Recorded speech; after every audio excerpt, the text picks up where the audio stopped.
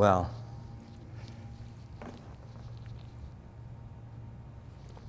always glad to be invited to drink and talk. I like both things. If we were smoking weed, it'd be even better. But country's still working on that bit of sophistication. And I jokingly tell this story that after the flood, everybody had to make their own rules because there was so little community left in the city. Your friends were gone, your family was gone. You were clinging to each other like, bugs on a leaf. And it was every man for himself. So nobody was going to tell you couldn't drink too much, because what's too much if you've lost everything? Drink, man, I don't care. That's what you want to do. Pill too much, be sad too much, be happy too much, whatever it was you were doing.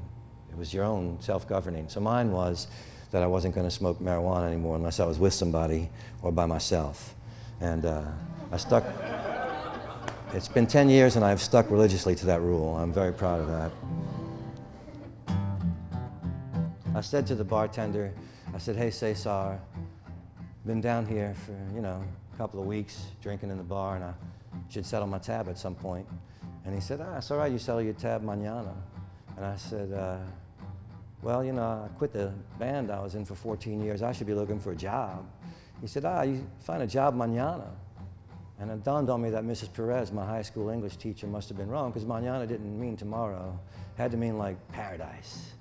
Some place where you didn't need a job, where you didn't have to pay your bar tab. I thought mañana needed an anthem. Mi español es no bueno. Yo habla el español muy mal. Yo necesito muchos cervezas to speak any Spanish at all. Hey, hey, hey, hey. Mañana, mañana, we love to say, hey, hey, hey, hey, we'll all see mañana one day. No más yo fumo marijuana unless I am all by myself. No más yo fumo marijuana unless I am with someone else. Mañana I'm gonna stop drinking. Mañana I'm gonna find work. Mañana I'm gonna start thinking. Gonna start thinking for better or worse. Ahora bebo margaritas. Ahora I sleep in the sun. Ahora I want just a little bit more of mañana for everyone. Hey, hey, hey, hey, mañana, mañana, we love to say, hey, hey, hey, hey, we'll all see mañana one day. Just look over yonder, see what you wanna, but I see mañana one day.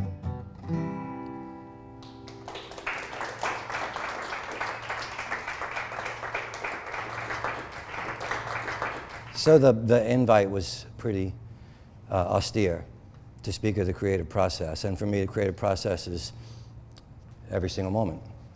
It's hard for me to live in the real world and engage sometimes in conversations with people around me because my mind's so busy writing.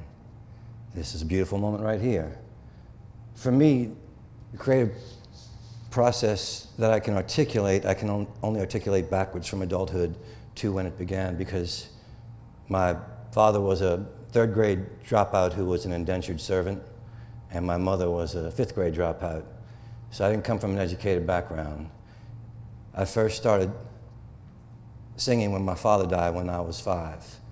And I was asked in therapy once why I started, and I said, I don't know that I was a particularly good singer then or now. I know that at 5, a little boy's voice singing was prettier than a house full of people crying, and I got a lot of encouragement to sing. I didn't embrace the arts through any kind of academia, so I'm sitting in a room full of very, very intelligent minds, young minds, who can articulate things at your age that only frustrated me and were beyond my imagining in some cases. But the one thing that got me from an early age was writing songs. I've written other things since then. I've written scripts and books and things, but I'm best at writing songs. I began at the age of 6.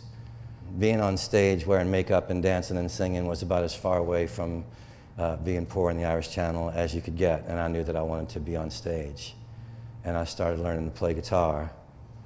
In my mind, I had an imaginary band with my best friend called The Possibilities, and I wrote a song called The Possibilities. I don't even know how I knew that word at 6, but I did.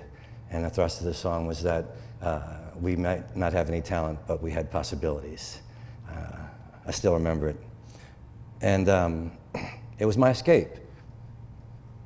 The flood was such a strange time.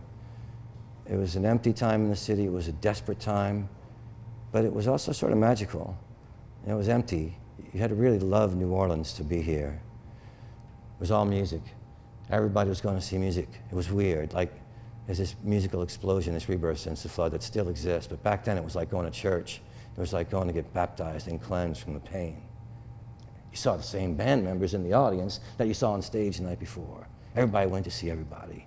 And all the audience, there was so few people, it was the same people every night. We all became friends. I'm still friends with the audience members I met after the flood. Music throughout my life has been my community. It's been my escape. It's been my source of joy, my source of oneness. If oneness for me exists on this planet, it exists in the moments when I'm lost in music. I would have to say the musician I've played with that's had the deepest and most profound impact on me is John Boutte. His singing is like a prayer. His control is like a voice lesson every time you sing with him, and you hear what control and what tone and what dynamics he's capable of. He's a true artist, and he makes me better. John and I met at a backyard party in the French Quarter. We were kind of fascinated because we were born a year apart and a day apart and had been professional musicians all our lives, and at the time we met we were like 38 each. And we never met. We got into the fact that, he grew up black and I am not black. He grew up in Treme and I grew up in the Irish Channel. So I grew up in a part of the city that did not have tolerance. And we talked about that. And we talked about the fact that when we were 7 years old, we couldn't have ridden on the same part of the bus together. But we also talked about that we were both raised by a bunch of sisters. We had a lot in common, a lot of similarities. And as we were discussing these similarities and differences in our lives, we were walking on the end of Canal Street by the cemeteries. And he pointed to a cemetery a couple blocks away and he said, "You know what, baby, my father's buried there." And I said, "Man, that's something else we got in common. My daddy's buried right across the street." And he smiled at me, he said, "You know what, baby, black or white, we all gonna meet at the foot of Canal Street." And I said, "Well, that's a natural fact. Let's go back to my house and write a song that says that." When I do this song, I ask people to sing along. And I know everybody says sing along, but don't do it because it's a show. Do it because of what I just said. In fact, for the last hour or so that I've been talking, I've talked about community and how music sustains you through community. It ties you to your community, ties you to who you were, and lets you know who you will be. So somewhere in your life, there's somebody who helped you be the you that's here. And maybe they can't be with you anymore to sing. So you sing in your heart, and the part of you that still loves them will sing to the part of them that still loves you. Don't waste your time being angry when a moment's better with a smile. And if you feel your time's been wasted here for a while. And I was standing at the bus stop. I was just across from Krause. And I was waiting for the driver to take me to my heavenly house. And I'll see you there at the foot of Canal Street. What will you wear at the foot of Canal Street? What will the band be playing at the foot of What will the people be saying at the foot of Canal? Does your father lie there? Does your mother pray? Yeah, I want to put on my golden crown at the foot of Canal. Thank you very much, y'all. Just restored my faith in the nation's educational system. When the levee banks, they've overflowed, and the streetcar has seen its day. When all is gone, the plantations, hallelujah, the Treme and the Vucare. You know I'll be swinging to that music. I'll be up on higher ground, where Pops is blowing walk on. up with Gabriel making sacred sound. And I'll see you there at the foot of Canal Street. What will you wear at the foot of Canal Street? What will the band be playing? What will the people be saying at the foot of Canal? Does your father lie there?